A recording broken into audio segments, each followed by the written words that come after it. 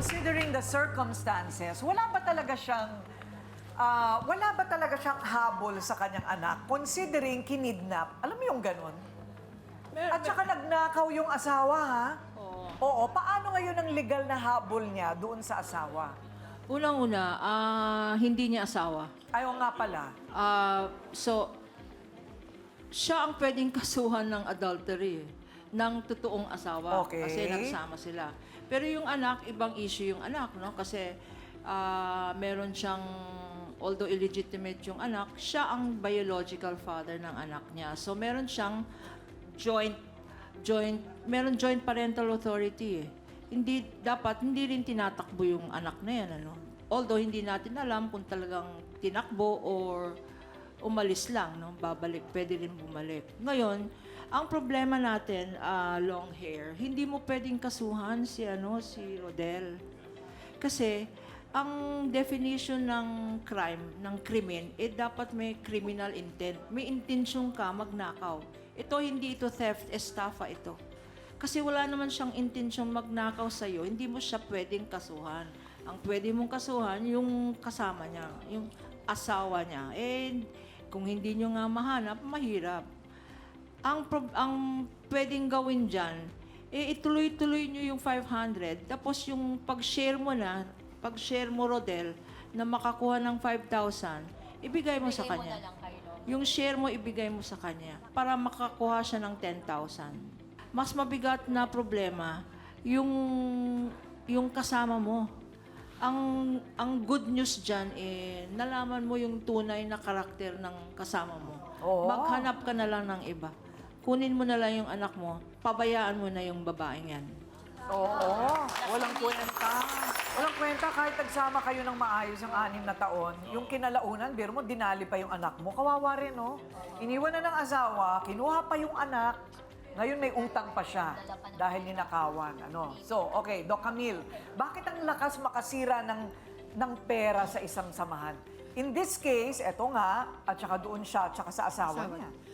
Unang-una dito, pwede pong sabihin natin, issue ng kapangyarihan or yung control pag may pera ka na. Di ba? Pag sinasabing may pera ka na, you are in control dun sa pera. So, ang tendency, hindi lang ito tungkol sa tukso. Pwede, ang iniisip natin dito, ano ba ang tingin niya sa pera? Is it a value, yung values ng pera o yung priority? Kasi kung sasabihin mo yung value ng pera, ang iisipin mo, magtitipid ka. Pero yung priority, gagastusin ko. Diba? So, ito nakakita siya ng chance eh. Kaya akala niya kakayanin na sasagutin pa dito ni Rodel yung pangyayaring ito. Ang nakakalungkot lang, kahit sino po, kay kamag-anak, kaibigan, katrabaho, pagdating sa ganyan, dun mo matitest kung totoo ngang kaibigan, kung totoo mong kamag-anak, or kung totoo mo na talagang ka-worker yan. Dahil kasi nagkakasira-sira iba kubisan dahil sa pera at nagkakawatak-watak ang relasyon. Kaya nga. Alam mo, kaya hindi simple yung ikaw yung may responsibilidad sa kaha.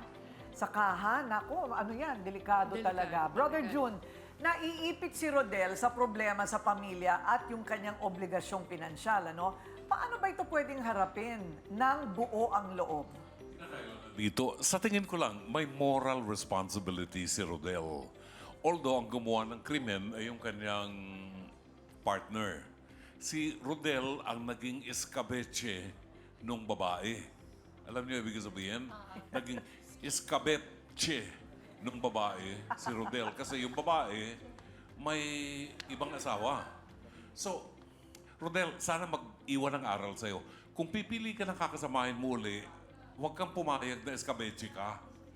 Kasi, second hand eh. May problema na yung kinasama mo. Pwedeng problema ng unang asawa niya, yung paghawak sa pera. Ngayon, nakakita ng pagkakataon sa'yo, pero ka 5,000, tinakbo ng buwisit na yan. No? So, pag-aralan mo na. Pero ang moral responsibility, meron ka dito sa mga kasama mo. Although hindi ikaw nagtakbo ng pera.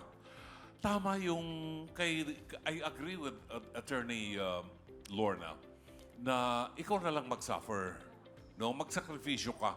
Yung imbis na kikitain mo dito sasahurin mo dito sa paluwagan na ito, ibigay mo doon sa pinagkakautangan mo kasi ikaw ang may responsibilidad kasi ikaw ang mahawak ng pera. So, ikaw ang mag-sacrifice at maging aral na ito na sana ay, obserbahan natin, pag-aralan natin yung ating makakarelasyon, no? Mahirap pagka ganyan, parang pinaglaruan ka lang ng tadhana. Napakasakit. Kung ako yan, tutusukin ko talaga yung